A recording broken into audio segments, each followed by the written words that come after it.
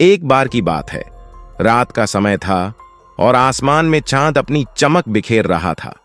छोटे से गांव सोनपुर में एक रहस्यमयी दुकान थी जिसका नाम था जादुई वस्त्रालय।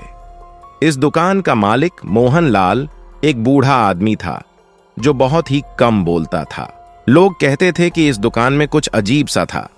एक दिन गांव के बच्चे अंशु और रिया उस दुकान के पास से गुजर रहे थे।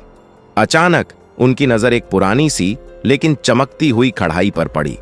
दुकान के अंदर से एक मर्मस्पर्शी आवाज आई, आओ बच्चों, अंदर आओ।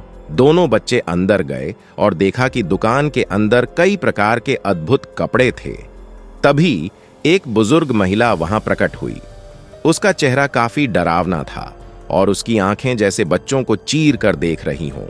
उसने कहा, मैं हूं कपड़े वाली भूतनी, तुम लोग यहां क्यों आए हो?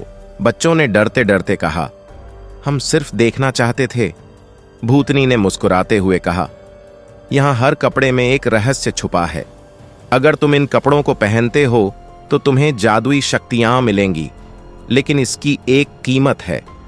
अंशु ने हिम्मत जुटाकर पूछा, कौन सी कीमत? भूतनी ने कहा, अगर तुम इन कपड़ों का गलत इस्तेमाल करते हो तो तुम हमेशा के लिए इस दुकान में फंसे रहोगे। बच्चों ने एक दूसरे को देखा और फिर फैसला किया कि वे इस चुनौती को स्वीकार करेंगे।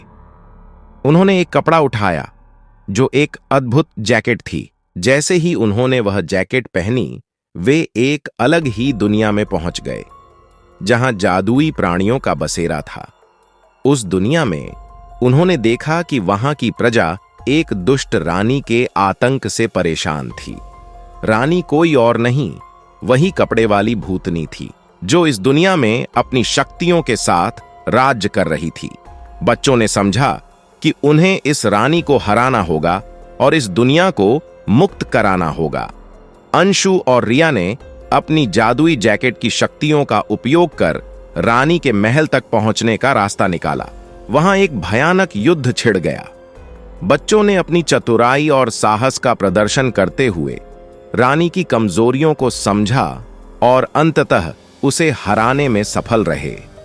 रानी के पराजित होने के बाद जादुई दुनिया ने उन्हें धन्यवाद दिया और कहा कि अब वे अपनी दुनिया में लौट सकते हैं।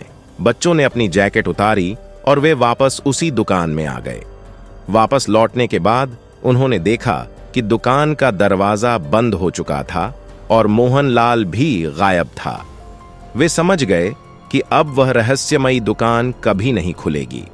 लेकिन अब उनके पास एक नया साहस और अनुभव था जिसने उन्हें जिंदगी को एक नए नजरिए से देखने की प्रेरणा दी।